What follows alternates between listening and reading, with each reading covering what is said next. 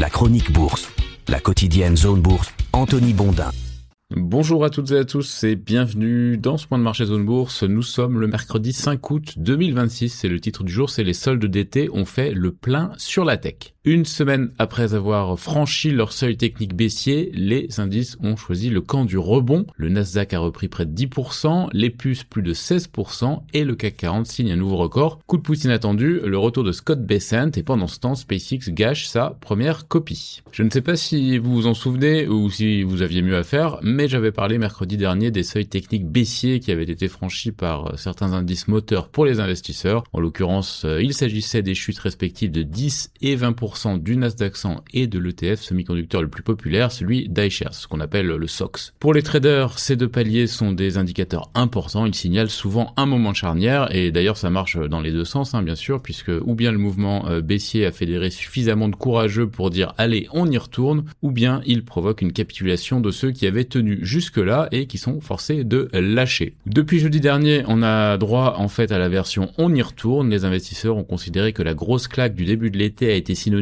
de solde de 10 ou 20% sur le prix des actifs risqués. L'ETF d'iShares que j'ai cité précédemment sur les puces a repris 16,5% en 4 séances. Le Nasdaq 100, lui, il est remonté de 9,3% sur la même durée. Alors bien sûr, il en manque encore pour revenir sur les records du début du mois de juin, mais plus tant que ça en fait. Et d'ailleurs, le S&P 500, le Dow Jones, le CAC 40, l'Eurostoxx 50, le Stoxx Europe 600, tous ces indices ont d'ores et déjà signé un record hier soir. Ainsi, l'été qui avait si mal commencé en bourse n'est plus aussi meurtrier. Le rebond va donc au-delà des valeurs technologiques, même si l'apport de ces titres pèse évidemment très lourd dans la balance haussière. Il y a d'autres facteurs à prendre en considération depuis quelques jours, notamment Scott Bessent qui avait un petit peu disparu des radars médiatiques, mais qui a fait sa rentrée. Chez Zone Bourse, on aime bien écrire que le secrétaire américain au Trésor est l'adulte dans la pièce au sein de l'administration américaine. L'image est d'ailleurs assez réaliste, Bessent est reconnu à la fois pour ses compétences en finance, puisque c'est un produit de Wall Street, et pour sa vision politique moins partisane que certains de ses collègues. En quelques mots, sa parole a vraiment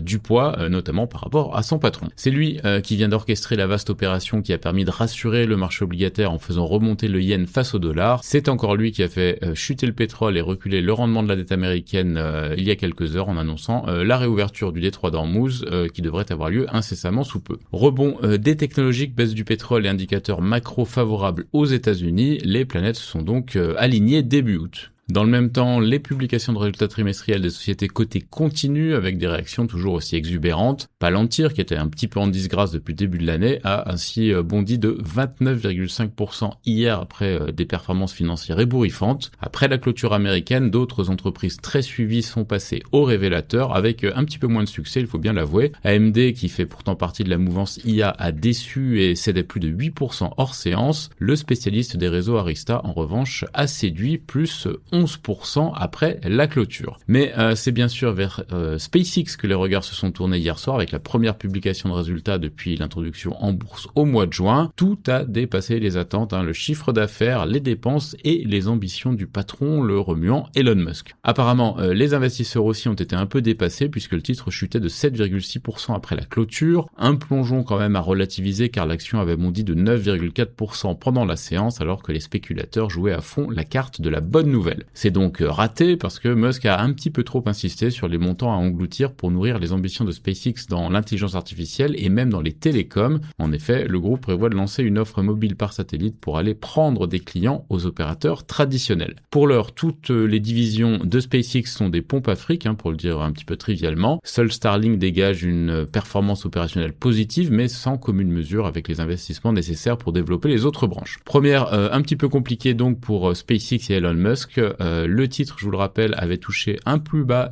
depuis l'introduction en bourse lundi. On était à $105, soit 22% sous le prix d'IPO et 53% sous le pic touché dans les premières heures de cotation. Aujourd'hui, la valse des publications de résultats continue. On aura une vingtaine de sociétés du Stoxx Europe 600 et une quarantaine du S&P 500. J'en parlerai un petit peu après. Dans le domaine macroéconomique, qui est toujours dans l'attente des chiffres mensuels de l'emploi aux États-Unis en juillet qui sont prévus pour vendredi, on aura à suivre l'indice ISM des services américains dans l'après-midi. Ce matin, la Banque centrale indienne a maintenu ses taux à 5,25% comme prévu, tout en relevant sa prévision de croissance du PIB et en modérant ses anticipations d'inflation. Côté Asie-Pacifique, la forte hausse du Nasdaq inspire la Corée du Sud, plus 4,3%, le Japon, plus 3,5% et Taïwan, plus 2,8% en fin de parcours. L'Inde, plus 0,4% et l'Australie, plus 0,8% suivent à bonne distance. Du côté de la Chine, Hong Kong est un peu atone et les indices continentaux prennent plus de 1%. L'Europe est une nouvelle fois attendue en hausse dans les premiers échanges. Du côté des sociétés maintenant, ça sent sérieusement les vacances en France. Il n'y a plus beaucoup d'actu sur les entreprises. Anta Infrastructure négocie quand même la vente d'IDEX à un fonds de JP Morgan. Selon une info de Bloomberg, le prix de vente pourrait être de 4,4 milliards de dollars. Procter & Gamble rachète Thorne, une société de bien-être qui est financée par L. Catterton et LVMH. De CRSI a signé une lettre d'intention avec Quantor pour développer une offre de cybersécurité post-quantique, je ne sais pas trop ce que ça veut dire. Big Ben Interactive dépose une requête aux fins d'ouverture d'une procédure de sauvegarde accélérée après un accord de principe pour la restructuration de sa dette. Et ABO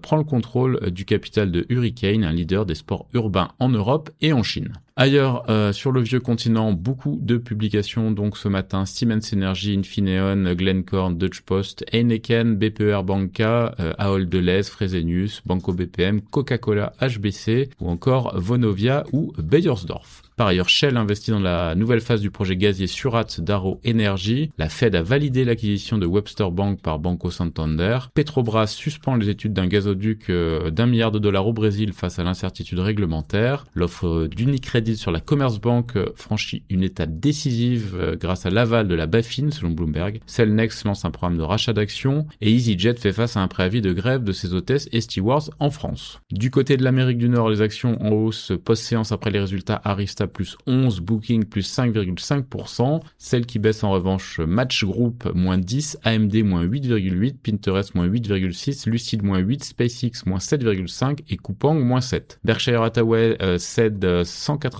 980 actions d'Avita mais conserve une participation de 45% dans le spécialiste de la dialyse. Coca-Cola et l'embouteilleur Arca Continental vont investir 1 milliard de dollars au Pérou. Walt Disney se désengage d'A plus E, cédé intégralement à Hearst pour 1,2 milliard de dollars. Et on a beaucoup de publications aux États-Unis aujourd'hui, notamment celles d'Eli Lilly, Costco, SanDisk et Western Digital, Walt Disney, Shopify, Uber, Applovin, CVS Health, McKesson, Mercado Libre, DoorDash et plein d'autres encore. Ailleurs dans le monde, Samsung Electronics et SK hynix testent des équipements chinois pour réduire leur dépendance à la technologie américaine, notamment ceux d'une entreprise cotée qui s'appelle Advanced Micro Fabrication Equipment. CXMT, la société chinoise de puces, s'apprête à produire des puces de mémoire pour smartphones qui rivaliserait avec les conceptions les plus avancées du secteur selon Bloomberg. BYD lance son premier véhicule hybride rechargeable Flex Fuel fabriqué au Brésil. Westpac Banking utilise l'agent d'IA pour évaluer les demandes de prix immobiliers et de cartes de crédit en Australie selon l'AFR. L'Inde a activé l'option de surallocation pour porter à 6,5% la cession de sa participation dans Life Insurance. Et le régulateur australien